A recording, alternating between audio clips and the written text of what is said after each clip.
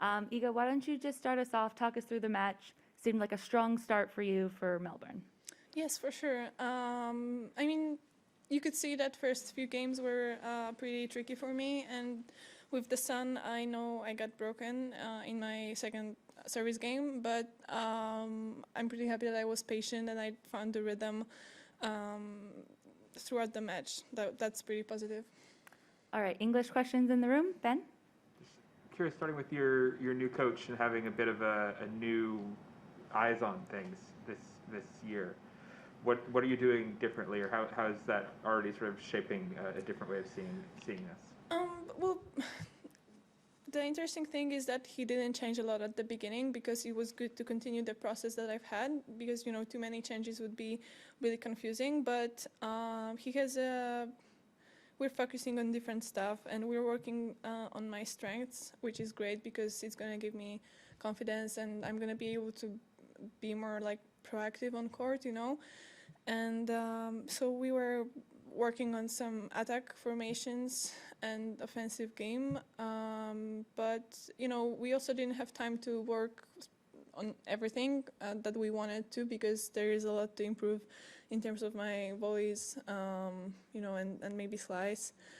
But I mean, still I can play it for sure, but he sees some stuff that it's pretty easy to change, but we just didn't have time for that. So yeah, I mean, there's a lot to do, but I'm pretty happy that we are focusing on my strengths and on positive stuff.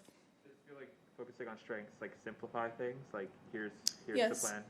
Yeah, that's also good because I think last season I tend to like overanalyze the situations on court, and sometimes it's tennis, it's a game, you're just hitting the ball and you should hit it as fast as possible and not where the opponent is. So sometimes it's easier than I was thinking, and being proactive and just going forward is making it easy because I don't have to make like choices on how I'm gonna behave during a point. If I'm gonna go back and then go forward, I'm just always there. So that's easier for sure.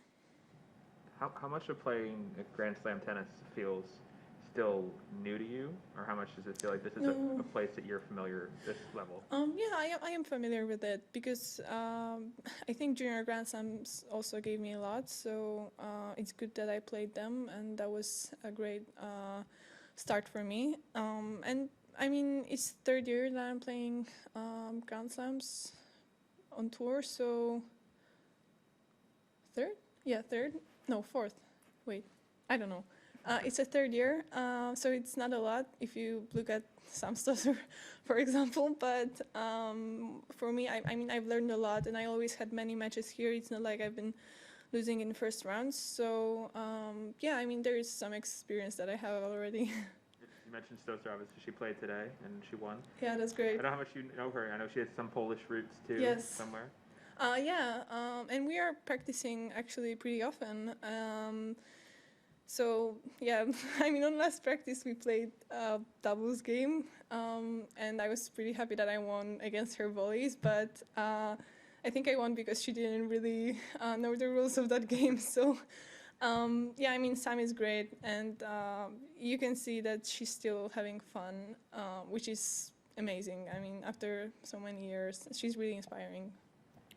All right, well, do you have one more, Ben? Yeah, one more, and then we'll go online. We were talking about concerts and stuff in your on-court interview. I'm just curious, like, what your sort of favorite things you've watched or listened to or read recently have been. I was on the Eagles show when we were after Indian Wells. That was really cool.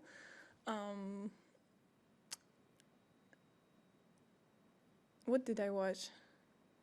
Oh, come on. I always forget, when people ask me these questions.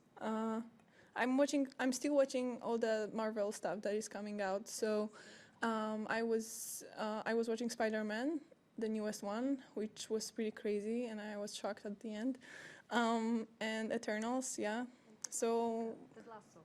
Oh, Ted Lasso is cool, but it's not something I was crazy about. Yeah, but it was nice. Yeah.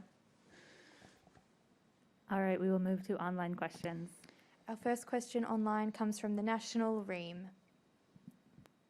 Hi, Iga, congrats. Thank you. I wanted to go back to the coaching question. And when you're getting to know a coach for the first time and a coach is getting to know you for the first time, what are some of the key things that you think that in order for someone to be able to work well with you, these are just some of the things that like they have to understand about you and get to know about you?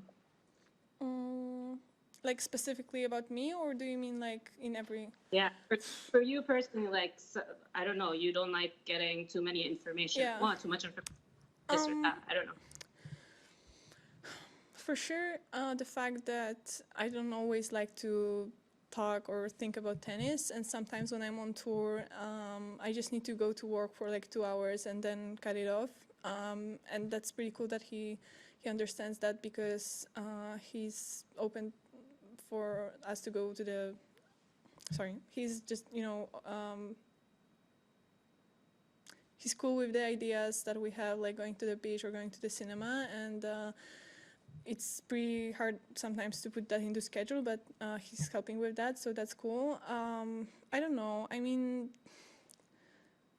it's just, I think it's pretty basic, but also it was really important for me to have good relationships in between the people in my team. So I wanted him to have a good cooperation with Maciej, because they need to have a great contact, in terms of my practices.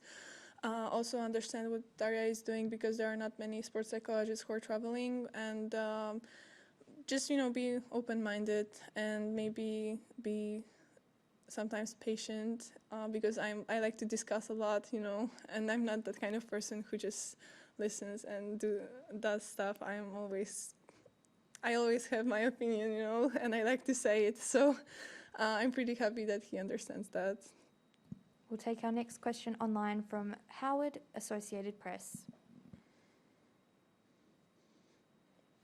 Hi, Hi. you were quite young.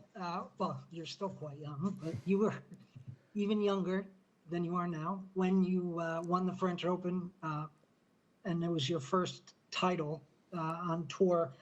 I'm wondering, at that point in your career, what do you think was the key for you to then move forward and maybe not feel overwhelmed by the attention, the sort of expectations that maybe other people now start having for you, the attention and spotlight and all of that as you moved forward?